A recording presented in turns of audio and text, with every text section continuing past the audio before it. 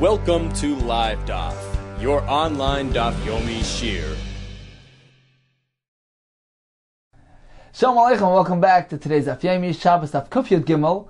We are at the Mishnah, 6 lines from the top.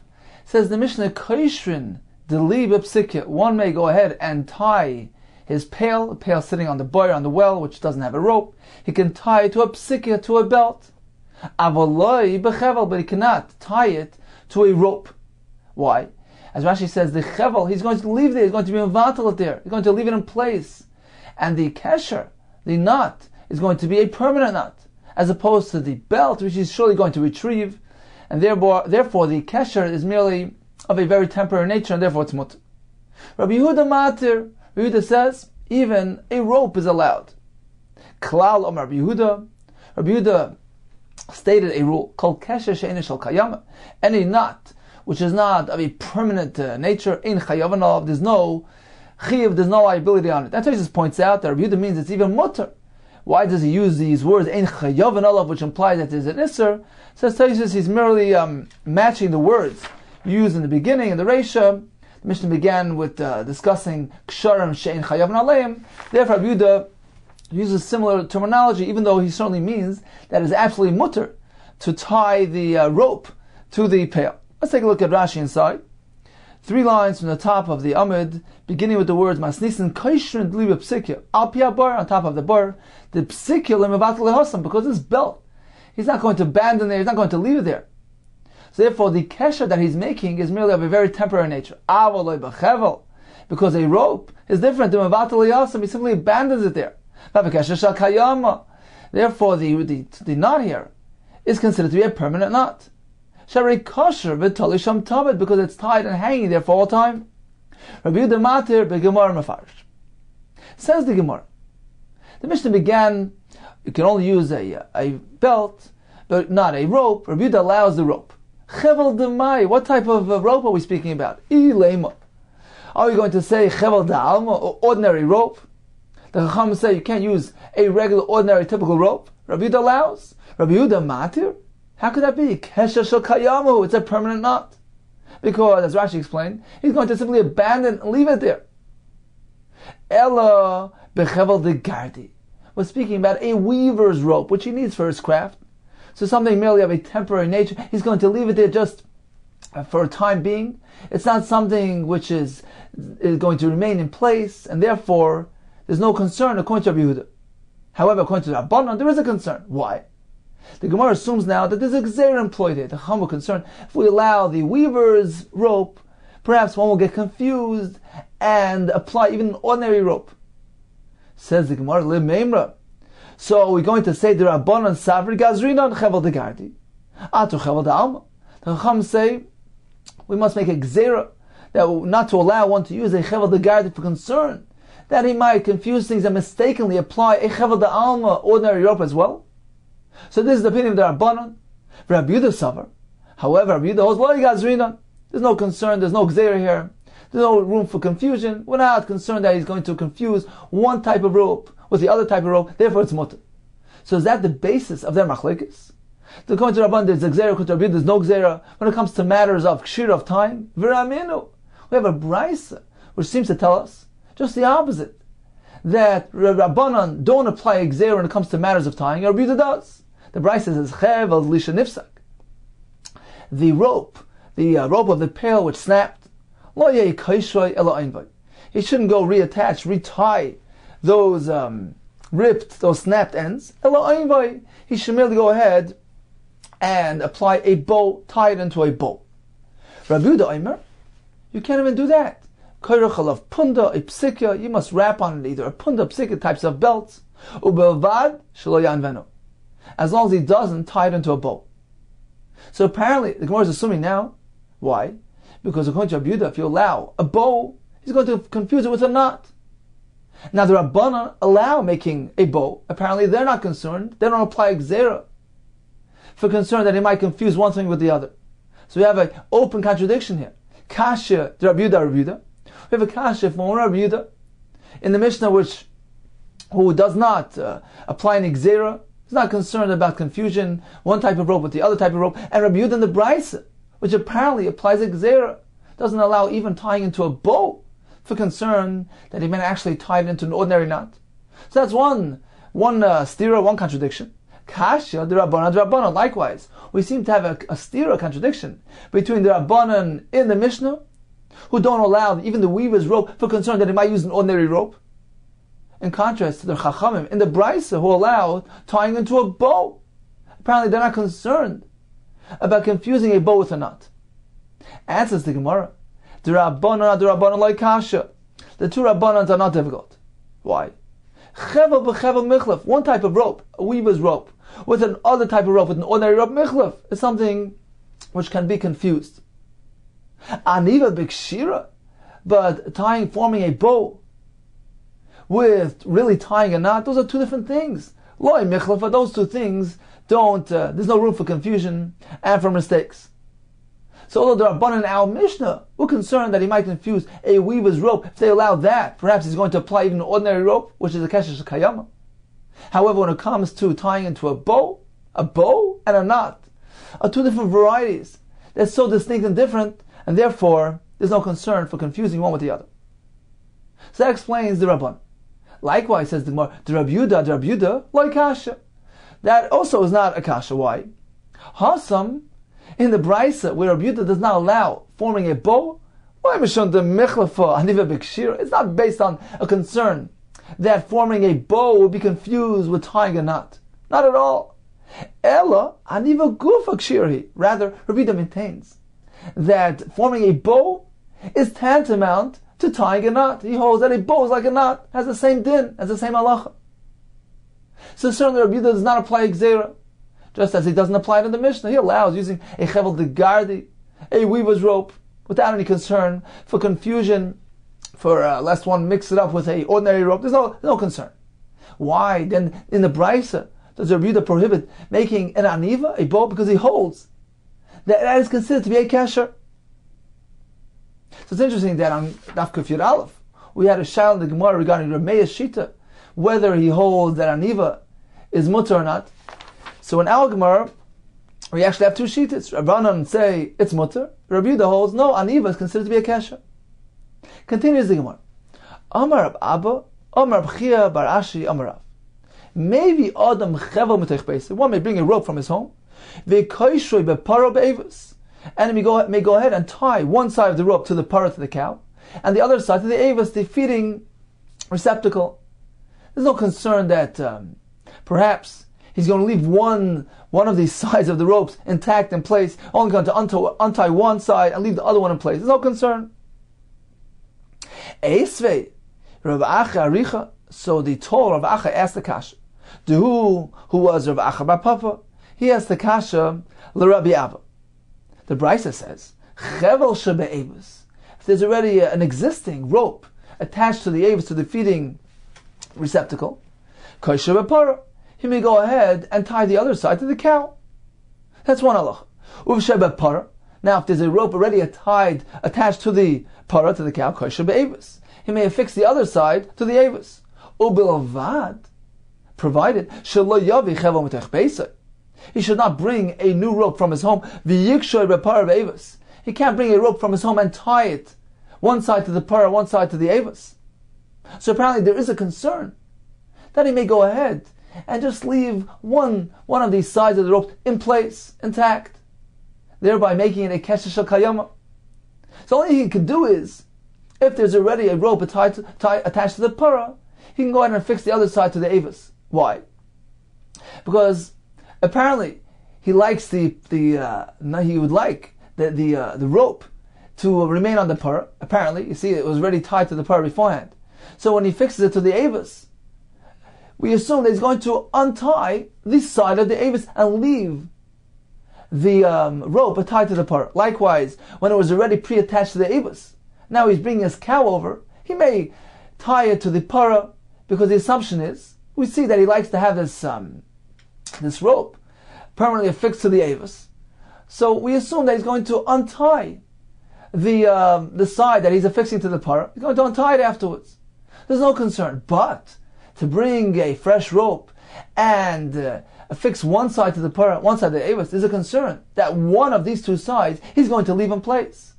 Now the Farshim ask, haven't we learned yesterday that when there is a choice of two knots, for instance, when we have the Gemara spoke about putting a rope across the doorway to keep the animal inside, and there were two ropes.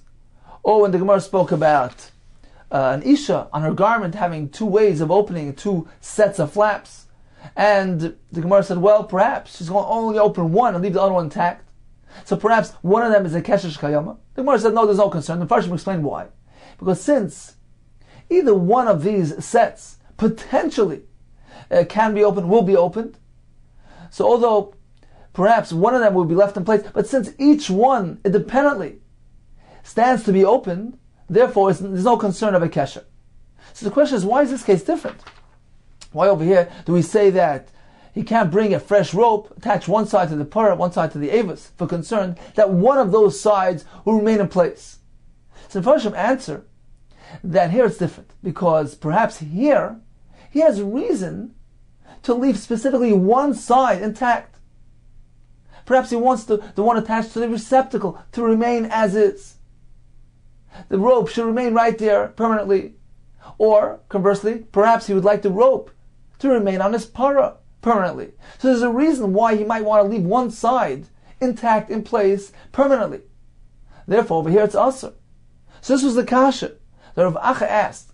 How could Rav Abba say, how could you say that one may bring a rope and attach one side to the parah, one side to the avis, without any concern? The Brisa here clearly tells us he may not do so. He can't bring a fresh rope and attach one side to the parah, one side to the avis. We're concerned that perhaps one of these ends will remain intact.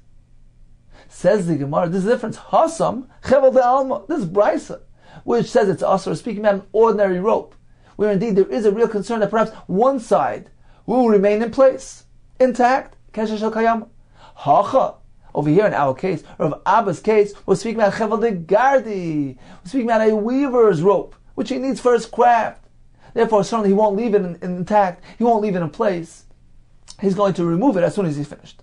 Therefore, there's no concern with tying it even on both ends, one side to the parah, one side to the avis. He certainly is going to retrieve it. So in summary, let's begin back with the Mishnah, which told us about tying the pail. We have a machlekes between Rabbanan and Rabbi Yehuda. All agree that a psikya, a belt, may be employed. That's something merely of a temporary nature. Regarding a chevel de'gardi, using a weaver's rope, according to Rabbanan, that's not allowed, because he might confuse that with the ordinary rope, which certainly he can't do because he's going to leave it there for all time. According to Rabbi Yehuda, there's no concern of confusing or mixing up the chevel de'gardi with a chevel de'alma. Therefore, a chevel de'gardi may be tied to the pail. All agree that an ordinary rope, certainly it's asur. Regarding making a bow, it's a separate machlekes. Rabbanan say aniva is not a kesher. Therefore, there's no concern. Rabbi Yehuda holds that an aniva has a din of a kesher. A bow is tantamount to a knot, and it's also on Shabbos. Regarding bringing a rope and attaching it to the parah, to the avis, so it depends. If there's already a rope pre-existing here, attached to the avis, and he wants to simply attach the other side to the parah, or in the reverse, there's already a rope attached to the parah, and he simply wants to tie the other side to the avis, all agree that it's mutter, whether it's an ordinary rope, whether it's a chevel de'gardi, it's mutter. Because certainly he's going to untie the knot that he's tying right now. Regarding bringing a fresh rope and attaching one side to the parah, one side to the avis, then we have a distinction. If it's a chevel de'gardi, a weaver's rope which he needs for his craft, he's not going to leave it there. Certainly in this case it's mutter. If it's an ordinary rope, then there's a real concern that perhaps one of these sides will be left as is, and therefore it's asur to tie it to the parah and to the avis. Continues the Gemara. Omar Bida Mashmol. Klei kivoi, these kelim, these utensils used for weaving, mutter l'taltal m'Shabbos. One may go ahead and move them on Shabbos. Rashi explains that we're speaking about the kanim, these sticks, these reeds which are used in the weaving process. So the Gemara soon will delineate for us all different types of parts of these weavers' tools. So we have basically three parts. We have the amudim, the poles which were positioned inside in the ground. So they were standing up vertically, Then we have the kovid the elyon and kovid atachton, the upper beam and the lower beam, on which the chuti hashesi, the vertical threads, were spread. So we have the amudim, we have the kovid the elyon and kovid atachton, and then we have the konim, these sticks or reeds, which were also employed in the weaving process. So the Gemara will go through all three of them: the konim, the sticks, the amudim, the poles, and the kovid the elyon and atachton, the beams, and figure out whether they are considered to be muktzah on Shabbos. So we begin with the konim. Amar Vidam Shmuel Klei Kivoy. Rashi explains this is the konim, the sticks.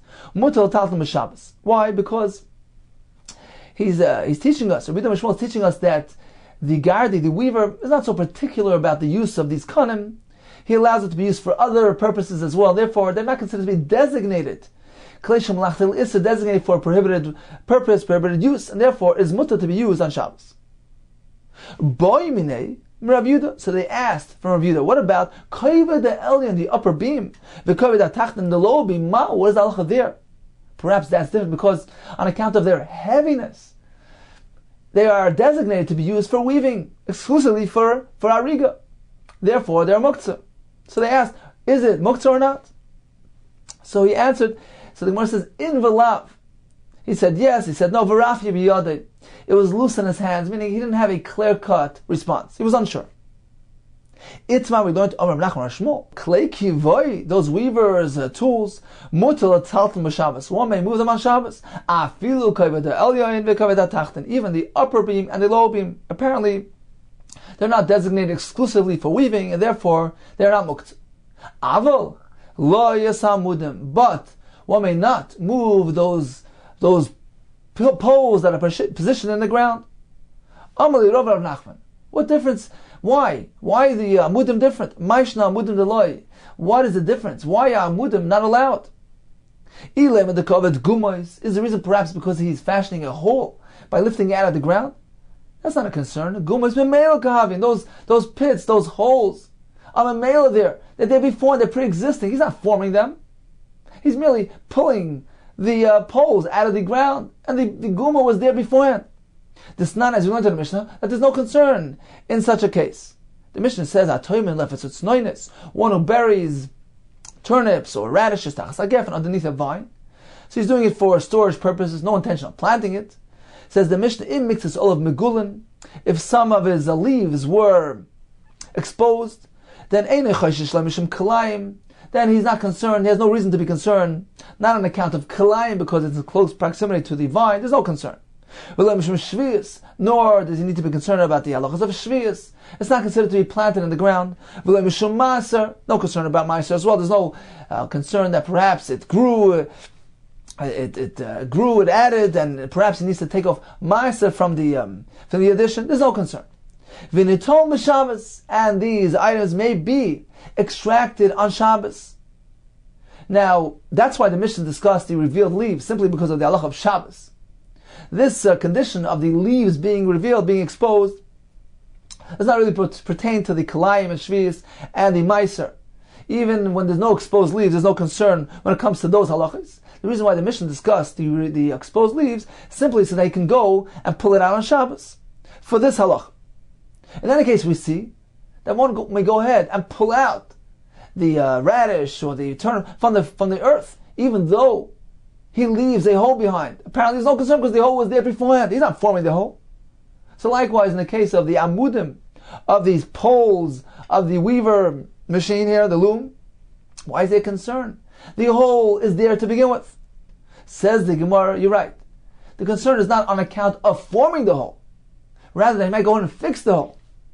Bisada, when he does it in the sada, in the field, like in the case of the vegetables, he's not going to come, he's not going to be tempted to smooth out, to straighten out the gumois, those pits. However, in our case, it's in a home, gumois. There's concern that he might be tempted to flatten out, to smooth out the floor, to smooth out the gumois, those pits. So that's the reason why one cannot be metaltal those poles and put them out of the ground. So Rabbi Yochanan asked Rabbi Yehuda bar Levi, Klei kivoy, what is the halacha of the klei kivoy? Kigoyin kovid elyon, kovid atachton, the upper and lower beams. May one move them on Shabbos. Are they muktzah? Amar lei, so he responded, Ei metalton. One may not move them. Matam, why? Lefish ein etalon, because they're not meant to be moved there on account of their heaviness. So therefore, they are certainly meant to be designated exclusively for the weaving malacha of Oyrig, and therefore it's considered to be malach klishum malach is designated for prohibited purpose, for prohibited use, and therefore they are muktzah on Shabbos. So in summary, regarding bimetaltel, the klei kivoy, the weaver's tools, well, the kanim, those sticks, they're mutter, because they're not exclusively reserved for the weaving process. Therefore, they're not considered to be muktzah. What about the upper and lower beams? We have one shita which allows, and we have another shita of Rabbi Yehuda, who was unsure about it. In Velav, he was unsure as to the exact status of the kavod elyon v'tachten. Regarding the amudim, the poles which are inserted in the ground, certainly those may not be removed, and the reason is not on account of muktzah, rather for concern that you might go ahead and smooth out the floor of the home. Continues the Mishnah. Mekaplin esakelim, one may go ahead and fold garments, afilu arba v'chamisha pavim, even 4 or 5 times. Rashi explains that the folding maintains its shape, prevents wrinkling. So if these clothing are going to be used today on Shabbos, one may go ahead and fold them, even 4 or 5 times. Meir explains he folds it and folds until he gets it right. So you can do so since it is for Shabbos use. He's going to use it today. Continues the Mishnah. Umatzinas hamitais.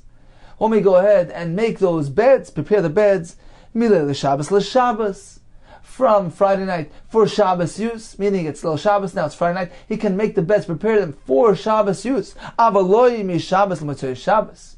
But he can't go ahead and prepare those beds on Shabbos, l'motzei Shabbos, if the intended purpose is to use them after Shabbos. One may not do hachana, preparation from Shabbos for after Shabbos or post Shabbos use. What about Yom Kippur and Shabbos? Which one of them is greater? Rabbi Shmuel says Shabbos is on a higher level than Yom Kippur, because Shabbos carries a much stiffer penalty if one does a malach on Shabbos. The Einish is skila, which is through Bezdin, whereas Yom Kippur carries the Einish of Karis, which comes from Shemaim. It's regarded as a lower level, a less severe punishment. Therefore, says Rabbi Shmuel, one may go ahead and prepare for Yom Kippur for the sake of Shabbos. Rabbi Shmuel Aimer, Mikaplan Sakelim. One may go ahead and fold the garments of Matzin Samites and make the beds. B'yoyim HaKippurim l'Shabbos. Likewise, when it comes to Karbanos, says Rabbi Shmuel, what about a leftover, fats that were left over from the Shabbos Karbanos? Can you go ahead and bring them, be makriv them the next day on Yom Kippur? Says Rabbi Shmuel, yes, Chelvei Shabbos, the leftover fats of the Karbanos that were brought today on Shabbos, Krev Yom Kippurim, they may be brought at night on Motzei Shabbos, even though it's Yom Kippur. Avoloi Yom Kippurim b'Shabbos, but not in the reverse. One cannot bring the leftovers of the carbon which were brought on Yom Kippur. You can't bring it the following day on Shabbos. Why? Because Shabbos is regarded on a higher level than Yom Kippur. So Shabbos cannot prepare for Yom Kippur, it cannot service Yom Kippur, but Yom Kippur can prepare for Shabbos and can be of service to Shabbos. Rabbi Kiva Aimer, no. Rabbi Kiva says Shabbos and Yom Kippur are regarded on the same turf, on the same level. Lo yishal Shabbos, Krev Yom Kippurim. The Karbanos of Shabbos cannot be brought in Yom Kippur, and likewise, V'lo yishal Yom Kippurim, the Karbanos of Yom Kippur cannot be brought Krev b'Shabbos. He holds that considered to be on the same level. Let's take a look at Rashi inside, which is 18 lines from the bottom, beginning with the word masnisin. Mekaplin es hakelim. So we're speaking about folding the garments. Begodim, the clothes. Kishapoishtan, when he removes them, when he undresses he takes off the garments. Mekaplin, so he folds them. Because they get soft due to them being washed. Umiskamtim, and they get wrinkled. When they're not folded properly. Afilu dal de bahamim. Kedei, Rashi says, Kedei lachso loishem b'bayim. Provided that the intended purpose is to wear them again today, then he's allowed to fold them. Rabbi Shmuel says that Shabbos is regarded on a higher level than Yom Kippur. Therefore, one may go out and prepare from Yom Kippur to Shabbos. Kigoin imchal Yom Kippurim le'yisper Shabbos. For instance, if Yom Kippur falls on an Erev Shabbos, so one may make the bed on Yom Kippur for the sake of Shabbos.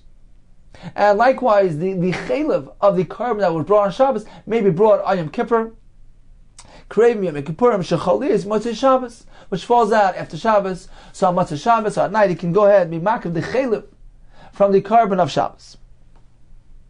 Continues the Gemara. Amri Dvei Rav Yanai. So the Beis Medrash, they said from the Beis Medrash Rav Yanai, Lo Yishanu, this allowance of the Mishnah to fold clothing is only said Ela ba'adam echad. Only if one person does that on his own. Aval b'shnei bnei adam loy. But if two people join together to fold this garment, it's not allowed. Rashi explains because they stretch out the wrinkles very well, and it looks like v'nir and k'mis and it looks like they're fixing the garment. Therefore, it's not allowed. U'ba'adam echad nami lo yamar. And even when it comes to one person, this is only allowed ela b'chadashim. If these garments are new garments. Aval b'yishanim loy. But if they're old garments, then one may not go ahead and fold them, as Rashi explains, because as opposed to the new garment, which still has its form, has its shape, the old garments are already softer and they wrinkle faster. So when one goes ahead and folds them, he benefits them extensively, and it looks like he's been masaking the clothing. V'chadashim nami lo yamar. Even regarding new clothing, the allowance is only said ela b'levanim, only white garments. Al b'tzvim, but if they are colored garments, loy, then there's no allowance. Rashi explains because the wrinkling in colored garments, it ruins them. It makes perhaps the color fades through the wrinkling, through the crushing. So the folding benefits them extensively, and it looks like he's being masaking them. Finally, a fourth condition, v'lo yamar. This allowance is only said if he has no other garment to change into. Or he has an alternative, has another garment to wear today, then one is not allowed to fold his garment.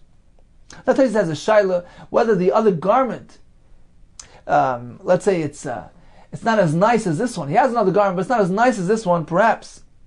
Is that considered to be like he has no other garment? Taisus is left, leaves it with a suffix. It's a suffix in the name of the Ri, whether or not that would be allowed. Continues the Gemara. Tana, we learned in the Brayso, Shabbos Rav Gamliel. The household of Rav Gamliel, Lo yahayu mekaplan kleilav shelahem. They would not fold their white garments. V'pnei shehayu lehem lahachlef, because they had garments to change into.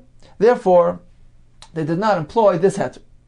So in summary, we learned about folding clothing. We have four conditions. It needs to be done by one person. New clothing only, white ones, provided he has no other garment to change into. It needs to be done for the sake of that day, to re-wear on Shabbos itself. Boy b'yayim. What about doing achana from Yom Kippurim to Shabbos? We have a machlokes. Rishmal says yes. Rekiva says no. Now Taisus points out that our Mishnah is actually the source of the halacha that we don't fold our talis after davening on Shabbos, since we no longer intend to wear it today. Therefore, as we learned, one is not meant to prepare on Shabbos for post-Shabbos use. Continues the Gemara on the topic of Shabbos clothing. Amar Rav Huna. Im yeshel lahachlif, comes Shabbos, he has Shabbos clothing to switch into, yachlif. Certainly he should switch into his Shabbos clothing. If he made lahachlif, but he does not have Shabbos clothing, yishal shebegadav, he should let down his weekday clothing. Make them longer for the honor of Shabbos. Let's take a look at Rashi inside. Rashi is 4 lines from the bottom, beginning with the words yesh lo lahachlif yachlif. Says Rashi, mish yesh lo begadav. If he possesses clothing levad mi'oisan shalosh b'chol, aside from his weekday clothing that he wore during the week, yachlifim b'Shabbos, he should switch out of his weekday clothing and put on his Shabbos clothing. But if he does not, what should he do? Yishal shal begadav klapi mata. He should unroll it downward, sheira arukim, so that they appear long. Vumidas ashirim. This is the style of wealthy people that sit in their homes. They have no need to lift their clothing off the ground on account of doing labor. So the laborer needs to roll up his clothing, fold up his clothing to get them out of the way. They don't interfere with his work. So this fellow on Shabbos, he should at least do this. He should unfold his clothing downward, make them long. V'kavod Shabbosu. This is considered to be an expression of honor for Shabbos. Shabbos is a day of rest. There's no work done today. So This is his way of expressing Kavod Shabbos. Continues the Gemara. Maskefler of Safra. So Safra asked on this. Doing so gives the appearance of haughtiness. It looks like he's trying to dress like the wealthy man. It's an expression of haughtiness. Says the Gemara, there's no concern. Why? Given the Chol Yom Eloka of it, since on an ordinary day he doesn't do this, he doesn't wear his clothing in this manner. And specifically now he's doing this. It certainly doesn't give the appearance of haughtiness. He's doing it specifically for Kavod Shabbos. Continues the Gemara, we have a pasuk in Yeshaya which describes the uniqueness, the kavod that one is meant to apply to Shabbos. The pasuk says, "V'chibadatoi me'ases trochecha mimtzei chefzecha v'daber daber." The Gemara will tell us that this includes 4 separate details, separate categories of kavod Shabbos, how one is meant to conduct himself on Shabbos. Let's begin. You will honor Shabbos. Says the Gemara. What does this mean? It includes 2 things. Means that your clothing, your manner of dress, should be unique to Shabbos. That your Shabbos clothing should not be the same as your weekday clothing. Now,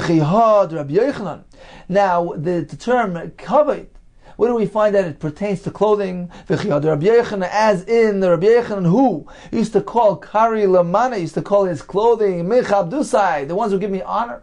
So the concept of kavod pertains to clothing. So one is meant to have specific clothing for Shabbos.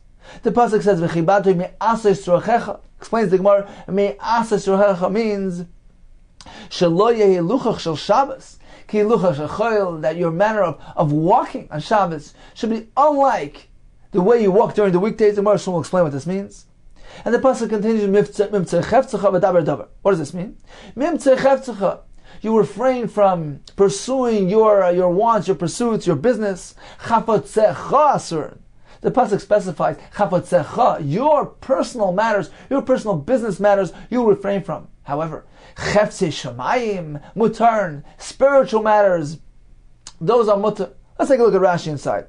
2 lines from the bottom, beginning with the words mimtzei chefzecha. Says Rashi, for example, kiahu de'amrina be'ervin. Like we say over there in Ervin, lo yitayil adam b'soif sadeyu. A person should not take a stroll to the end of his field by Shabbos. Leida ma'itzricha achar Shabbos. To see what exactly his field, what needs to be done to his field after Shabbos. That's considered to be chefzecha. Your wants, your pursuits.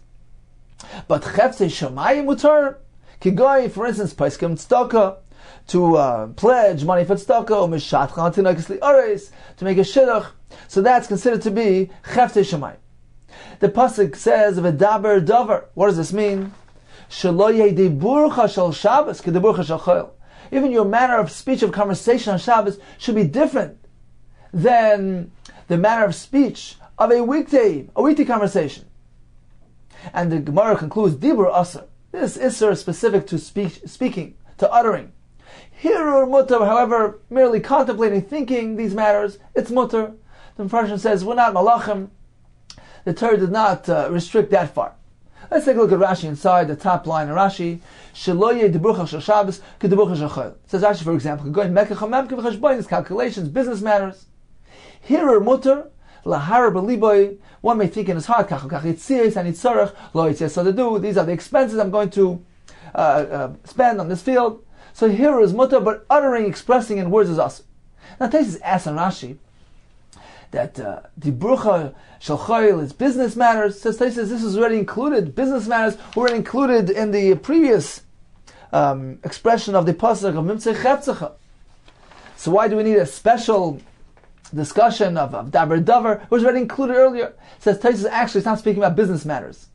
Rabbi Tam says it's speaking about even ordinary talk, ordinary conversation. He brings a Vayikra Rabbah Medrash that Rav Shimon Yochai had this elderly mother that was speaking a lot on Shabbos, and he told the Ima mother, Shabsahu, it's Shabbos. Shatka. She remained quiet, she remained silent. Says Taisus, Mashma, it seems from this, one is not meant to engage in an extensive conversation on Shabbos as it does during the weekday. And brings on Yerushalmi that With difficulty, the Chachamim allowed b'sheila shalom b'Shabbos, even greeting on Shabbos.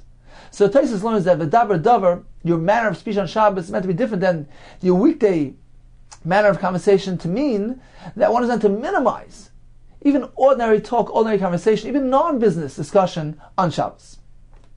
Continues the Gemara. B'shleima kulu l'chai. We understand all the other ones. We understand Memtzah Chefzecha, we understand Daber Davar, we understand Shabbos clothing. But what about the discussion about the manner of walking on Shabbos? It's meant to be distinguished, different than the weekday manner of walking. Ella shelo yehi luchach shel Shabbos ki luchach shel chayil. One is meant to walk differently on Shabbos than during the weekday. What exactly is referring to? Says Merkiha, the Amar of Huna Rav. As in what Rav Huna said, the name of Rav. Amrila, some say it was Amar of Abba, Amar of Huna. If one was walking on Shabbos, upaga ba'amas hamayim, and he encountered a stream of water. Can he jump over it? It depends. Depends how wide it is. If he has the ability to place one foot on the other side, prior to the second foot being lifted, meaning it's not wider. Rashi said it's not wider than a psia, than a stride. So you could theoretically, potentially place one foot on the other side while still keeping his second foot down on the ground. Then it's not so wide, mutter. Then he can go ahead and even jump over it. But if it's wider than that, also he cannot jump over it. So this is what the Gemara means, that your manner of walking on Shabbos is meant to be different. You're meant to jump, meant to walk in a leisurely manner. Rabbi asked, how can you say this? Hey, so what should this fellow do? Leikav, should he go around the stream?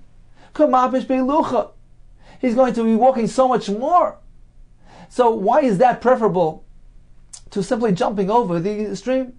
Li'aver, alternatively, should he simply walk through the stream? Zimnan de metasfim mani. Could be that his clothing will get wet.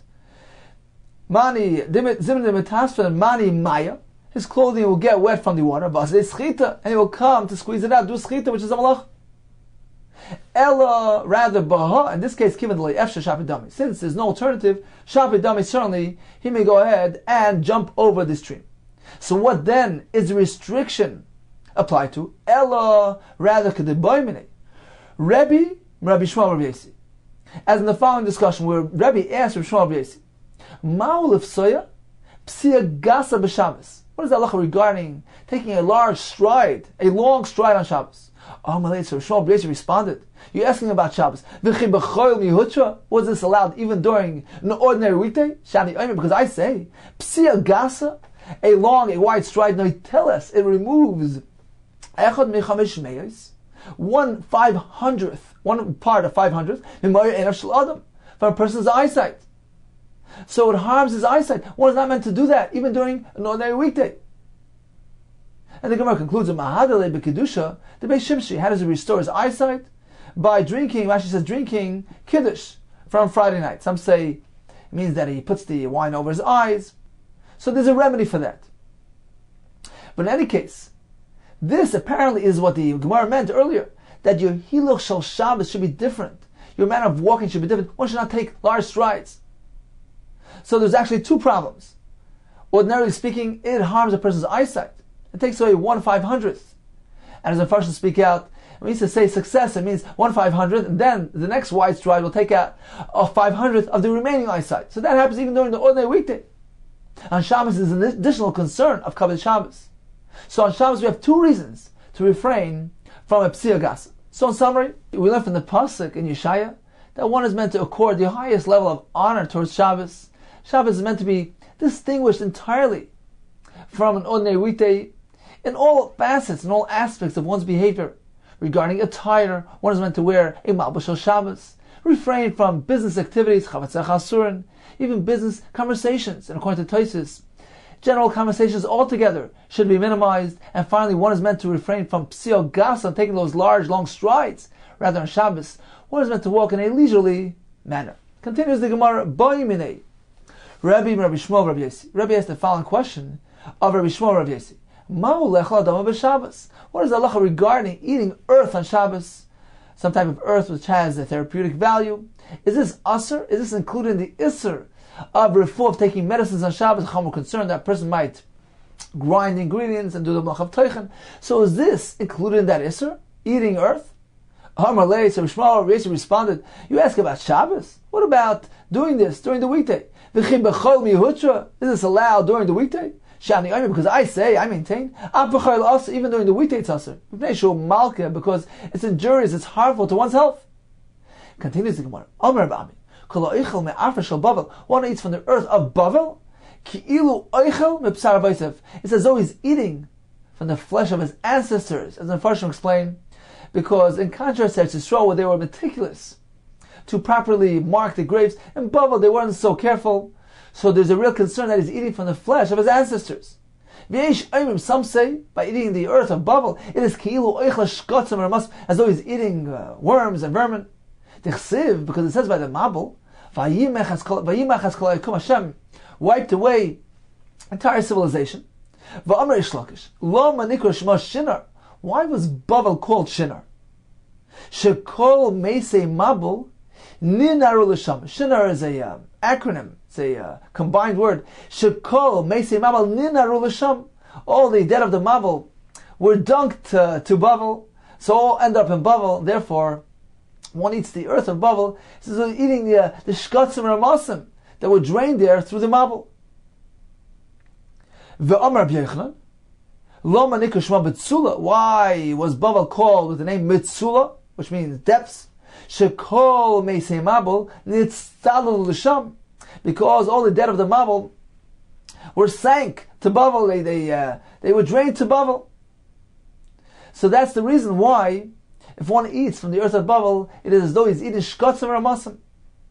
And the Gemara continues and says, we just said, Ki'ilu echel shkatzim or ramasim. 1 second. What's the problem? V'avadai ismechu.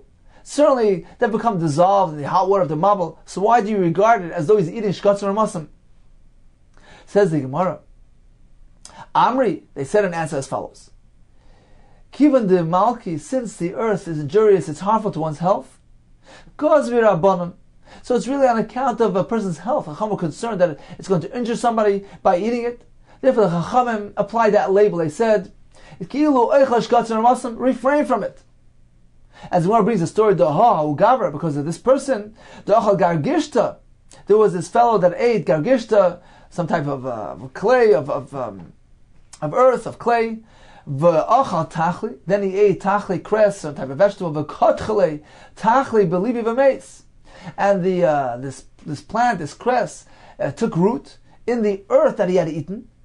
So it took root in his stomach, and it grew until it got to his heart, and he died as a result. So he ate the tachli, and the tchalim that he ate, they grew into his heart, and he died. Continues the Gemara. Continue with the topic of Bgadim Shel Shabbos. So we have the pasuk where Naomi told Rus to go down to the field to Boyaz, and she told her as follows. She gave her instructions: V'rochatzt, you should bathe; V'svasach, and you should anoint yourself; V'sam simul sayich, and place your garments. What does this mean? Amar Belazar, Elu Bgadim Shel Shabbos. Certainly she was dressed. What she meant to say was, put on, change to Shabbos clothing, and then present yourself to Boyaz in that manner. Continues the Gemara. There's a pasuk in Mishlei says, Tein l'chacham v'yech kamoid. Give some wisdom to a wise man, and he will increase wisdom on that. Amar Belazar, Zu Rus HaMoaviyah, Ushmuel HaRamasi. This is referring to two people, Rus HaMoaviyah and Shmuel HaRamasi.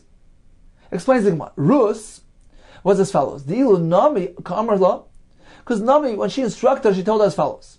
Nami was Rus's mother-in-law, and she told her as follows: V'rochatzt, v'sacht, v'sam tzivlisayich. So bathe, anoint, and then get dressed. V'sam tzivlisayich alayich. V'yorant hagoyin, and then go down to the threshing floor. V'ilu b'didoksiv. However, when she carried out the instructions, what does it say? She reversed things a bit.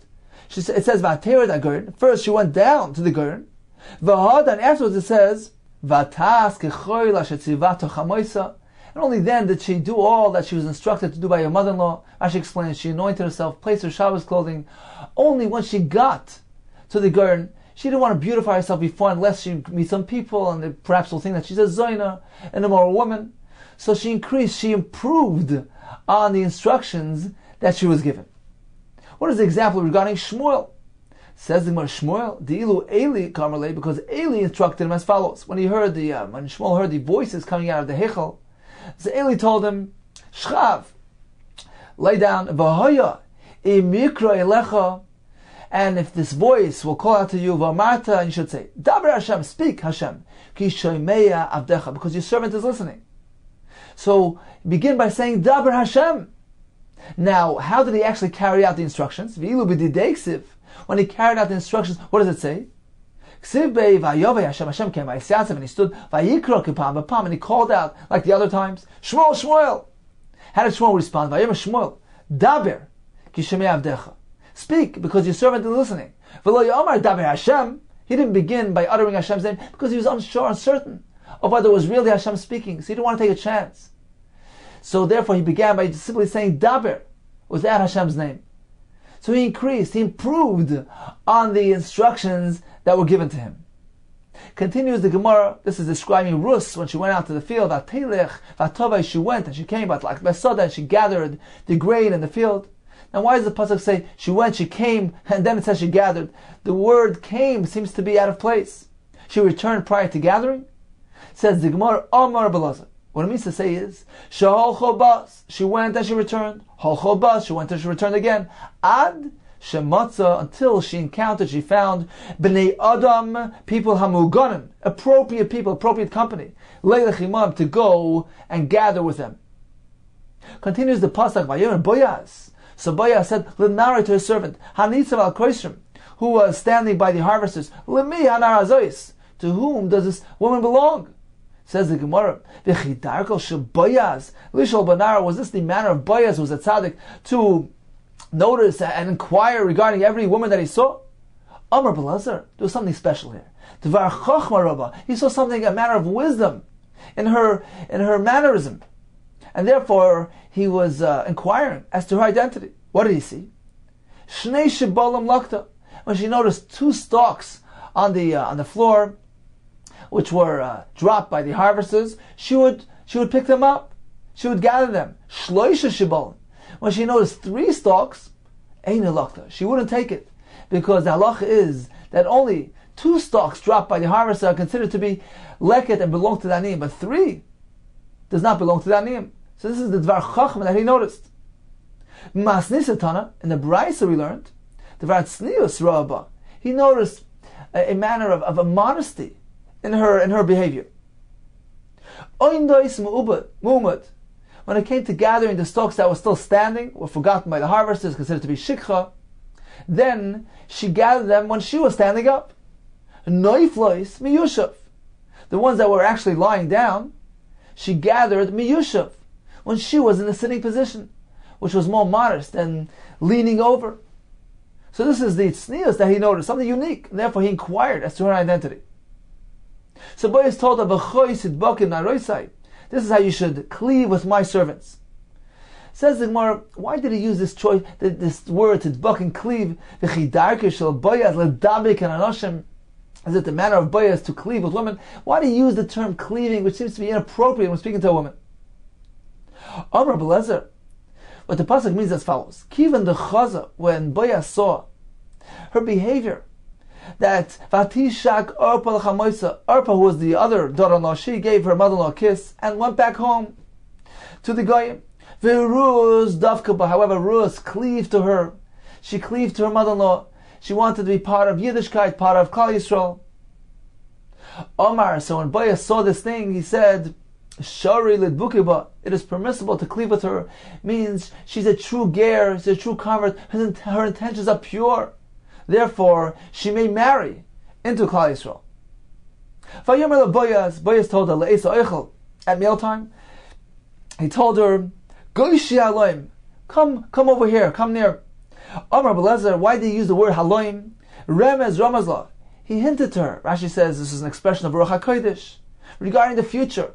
The remez was Asida Malchus Beis David Lotzeis Mimech. The kingdom of David will actually emerge from you. Because this term haloim is mentioned regarding Malchus Beis David. Shenema Vayiva HaMelech David Vayish V'nei Hashem Vayom Amir Noichi Hashem Elokim. And we basically Ki Havi Oisani Ad Haloim. So the term Haloim is mentioned in the context of Malchus Beis David, and this is what he was hinting to her, that the kingdom of David will emerge from her. He told her, "V'tavalt pite b'chometz, you should dip your bread in vinegar." What's the purpose of the pasuk mentioning this? Amar B'Elazar Mikan, we learn from him, "Shachometz Yofa l'shara, vinegar is good for a hate." Rav Shmuel Rachmeni Amar, actually there was a hint embedded in this. Remez Ramazla, he hinted to her and hint, Asad ben Lotis Mimich, a child, a descendant will emerge from you, Shamasav Kashim Kachemetz, that his actions, his behavior will be difficult, sharp, bitter, like vinegar. He'll be a Rasha, Umanai Menashe. This is Menashe who was a Rasha. She sat on the side of the harvesters, and this means that the harvesters intersected between Boaz and Rus. Says the Gemara, there was a remez here. Amar B'Elazar mitzad ha'koytrim, on the side of the harvesters, not inside, meaning they were intersecting between him and her. Remez Ramazla, by seating them apart, he actually hinted to her Sha'asida Malchus Beis David Shetischalek, that eventually the Malchus Beis David will split. There'll be two kings in Klal Yisrael, one on Shevet Yehuda and Binyamin, and the Melech Yisrael will rule over the 10 remaining Shvatim. The pasuk continues, "Vayitzbat lakali," so he handed her some of the grains. "Vatoichal," she ate, and the pasuk concludes, "Vatisva," and she was full. "Vatoisar," and she left some over. Amar B'Elazar, the pasuk here is referring to 3 points in history, 3 eras amongst her descendants where there was wealth. Vatoichal is referring to Bimei David. Vatisva is referring to Bimei Shlomo. Vatoisar is referring to the days Bimei Chizkiah, when there was an abundance of wealth. Some have a different version. Vatoichal is referring to Bimei David Ubimei Shlomo. David and Shlomo here are regarded as one era. Vatisva is Bimei Chizkiah, and Vatoisar is referring to Bimei Rebbe, the days of Rebbe. As we learned, Ahurire the Rebbe, the stable master of Rebbe, Hava Aser was wealthier Mishvel Malka than this king, this Persian king. Masni Satan, and a Bryce we learned a little different version. It's referring to material and spiritual wealth. Vatoichal Ba'il Mazeh, in this world. Vatisba is referring to spiritual wealth. L'moisa Mashiach, Vatoisar La'asid Lavei. Continues the Gemara. We have a pasuk in Yeshaya which describes the destruction which will befall the Sancherib and his army who laid siege on Yerushalayim. The pasuk says, "V'sachas kvoidoi yekad yikoid ki koid eish." So the pasuk says that Sachas Kvoide, there will be this raging fire. What does Sachas Kvoide mean? We have 3 translations. Amar Rabbi Yochanan, Sachas Kvoide means that the bodies which were Sachas underneath, Kvoide referring to the clothing of a person which give him honor, they burnt. V'loi Kvoide mamish, not the actual clothing themselves. Says Rabbi Yochanan Tamei. Rabbi Yochanan refers to clothing as Kvoide, is consistent with what he himself said. The Rabbi Yochanan Kari, Lemane mechabdusai. He called his clothing mechabdusai, things that honor me. Therefore, Vesachas Kvoide means that the bodies which were underneath Kvoide, underneath the garments, were the ones that got burnt. Reb Lezer Omer, he agrees that the bodies were the ones that got burnt, but he arrives at that conclusion in a little bit of a different manner. He says Vesachas Kvoide means like this. Tachas means the fire replaced, it substituted, it burnt up Kvoide, the bodies. Tachas Kvoide mamish, the fire substituted the bodies themselves. So according to both Shittas, it were the bodies that were burnt. Rav Shmuel Rachmeni Amar, he learns, no, the bodies remained intact. It was actually the life within, the neshama within that got burnt out. Tachas Kvoide means like this. Tachas is underneath. Kvoide, the body. So Tachas, he interprets like Rabbi Yochanan, meaning underneath. Kvoide, he translates like Rabbi Lezer, meaning the body. So what's underneath the body? The neshama. Because Sreifas B'nai Aaron, like the burning of the B'nai Aaron, not the Baviu, Ma'al, just like over there we find Sreifas Neshama, the burning of the neshama of Guf Kayim, with the Guf remaining intact. Afkan here as well. Sreifas Neshama, it's referring to the burning of the neshama, the Guf Kayim, with the body remaining intact. So in summary, we have 2 approaches as to what happened. According to one shita, it was the bodies that burned. According to another shita, the bodies remained intact. It was the neshama that burned. It's time for a brief review of today's daf. We began with the Mishnah telling us one may tie a belt to a pail on Shabbos. We learned that an ordinary rope certainly can't be tied to the pail. What about a weaver's rope? According to Rabbanan, no. According to Rabbi Yehuda, yeah. What about making a bow on Shabbos? According to Rabbanan, it's mutter. According to Rabbi Yehuda, it's aser. Regarding tying a rope to a cow onto the avos and to the feeder basket, that's only mutter when there's no concern of a kesher shel chayom, as the Gemara goes into great detail. Regarding bimetalta clay kivai, those weavers' tools, the sticks certainly will be mutter. The upper and lower beams, the poles in the ground, that's aser. We learned that one may fold clothing on Shabbos if he intends on using them today, provided he meets 4 conditions. It's only one person doing the folding. They're new clothing, white ones. And he has no other ones to change into. We have a machlokes regarding preparing from Kippur to Shabbos. And we learned that the honor of Shabbos encompasses all forms regarding clothing, refraining from business activity and talk, and the requirement to walk leisurely on Shabbos. We learned about the Chochmah and Tznius of Rus, and about the Ruach HaKodesh of Boaz.